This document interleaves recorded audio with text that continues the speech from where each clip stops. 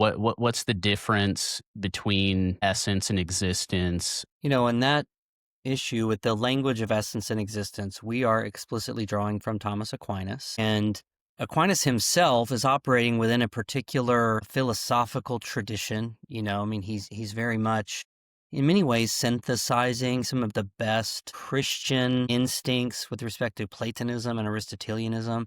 But one of the distinctive kind of categories he brings to the table to articulate some of these ideas is the essence existence distinction. And many Thomists have recognized this as one of his distinctive contributions to philosophy.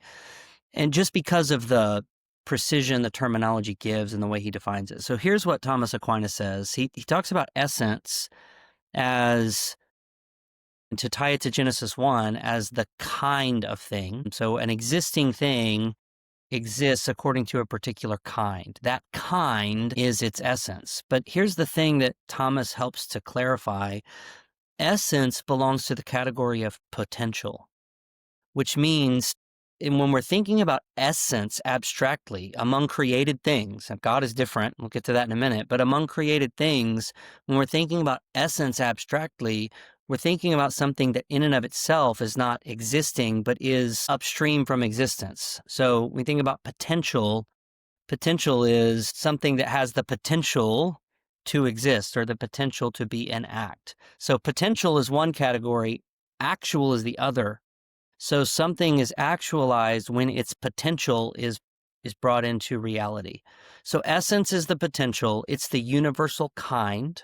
Okay, so with respect to humanity, humanity is the essence. A man is the actual existing thing, or a woman is the actual existing thing. So you have humanity as the general essence, an individual man or woman as the existing reality. So existence is the instance of essence. Essence is potential, existence is actual. And where this maps onto gender is what we're saying is there are properties, we might say, that are essential properties. And what this means is these are properties that are going to necessarily be true of any existing thing of that kind. So they're properties of the essence that are always going to be actualized in the existing thing. So we're saying that the property being gendered as either male or female is an essential property. That is instantiated at the level of existence by someone being either man or woman. No one can exist concretely as either male or female. They have to exist as one or the other, as the name implies. So the essential property is either male or female, gender binary.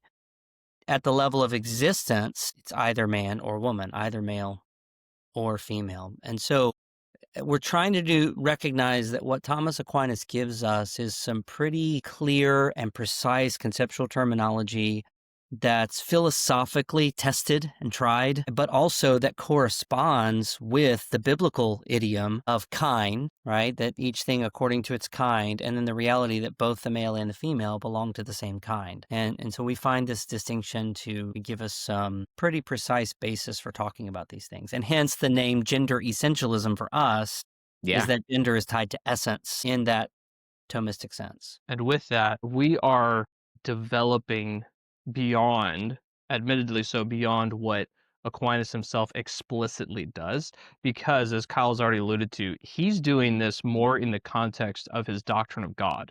He is showing that God's existence and essence cannot be distinguished. And this is a crucial doctrine for getting our theology proper down. Yeah. So the Father, Son, and Holy Spirit do not have distinct aspects, we could say, or sharing of the nature in terms of, it's not like they have distinctions within the nature that they're taking on, which is different than us as humans. We instantiate what it is to be human in distinct ways, in a way that the Father, Son, and Holy Spirit as God do not. The existence is the essence there. So starting there with theology proper and distinguishing that from humanity as creator from creature is the building block we are sort of working off of to get this conversation off the ground.